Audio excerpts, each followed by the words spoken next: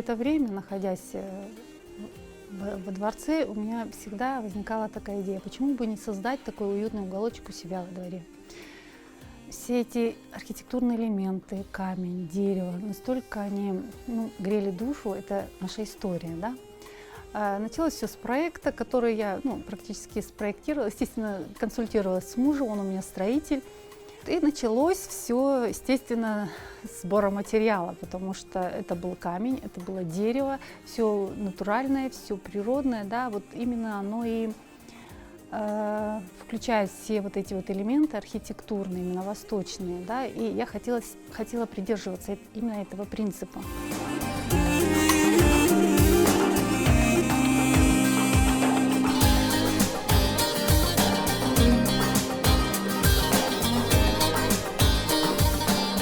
Дети, дочка, сын, в общем, мы все активно работали, все были заражены этой идеей. Камни подбирались буквально вот по одному. Этот камень мы собирали с мужем, получилась очень прекрасная стена.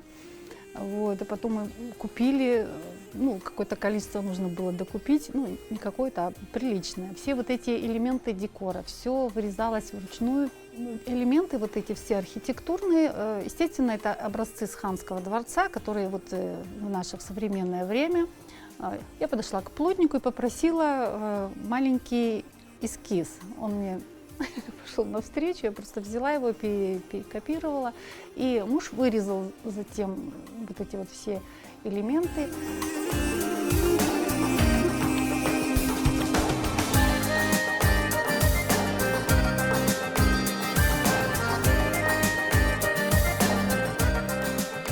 С надписями я советовалась с нашим Сабриоджа, это молла нашей мечети Бахчисарайской. Он мне написал имена, и вот на этой плите запечатлены имена тех людей, которые участвовали при строительстве. И даже мой сын, который мне тоже активно помогал, ему 12 лет.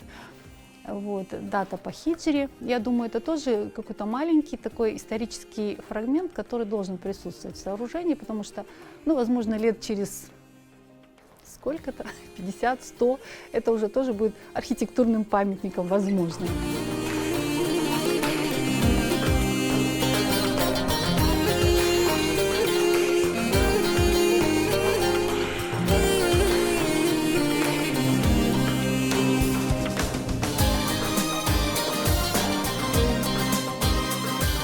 Из того количества камней, которые мы один раз закупили, я буквально нашла камни, которые, у меня просто сразу возникло, это же просто реальная чешме уже, готовая, вот материал для чешме.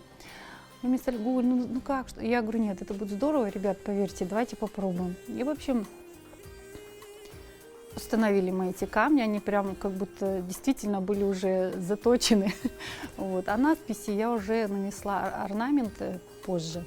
Это крымско-татарский орнамент, и, то есть уже в такой современной интерпретации они на фонтане изображены.